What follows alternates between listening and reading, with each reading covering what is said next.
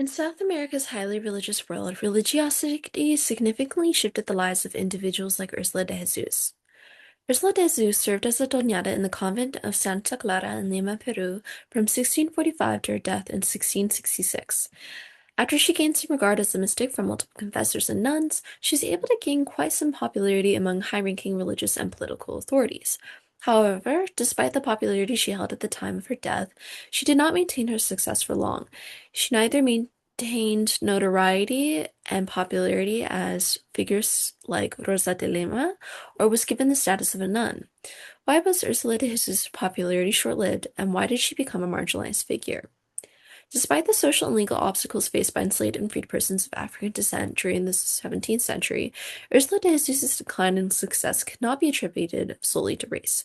According to Joan Bristol, typically people of African descent were not permitted by the church to join the clergy.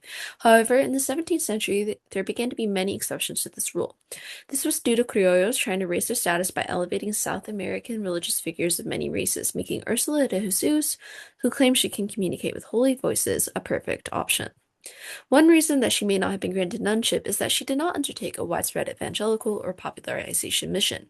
According to Valerie Benoist, missionary work would have been an important factor for criollos who were willing to patronize her. Ursula de Jesus did not seem to engage in charitable events in the same manner. Oftentimes, she waited for people to approach her so that she might act as a religious intermediary on their behalf. Therefore, while she was known among high-class figures who came to her, she may not have had the popularity among general populations to encourage her nunship or maintain her popularity after her death. Another reason she may not have been ultimately successful as a mystic was her denigration of clergymen and nuns in her convent. As Valerie Benoist explains, one of the main purposes of these hagiographical texts, which she wrote, was to uplift the reputation of the convents and orders as a whole in order to increase the spirituality of criollos who were leading these groups. Throughout her diary, Ursula de Jesus criticizes the abuses and corruptions of nuns in her convent, as well as friars for surrounding convents.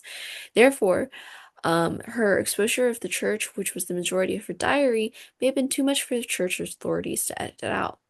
While never canonized, Ursula de Jesus had an everyday spiritual authority and communal respect that enslaved and formerly enslaved people could gain. My project explores reasons she may not have gained the success others like Martin de Porres had, while also illuminating the variety of authority within early modern Iberian enslavement.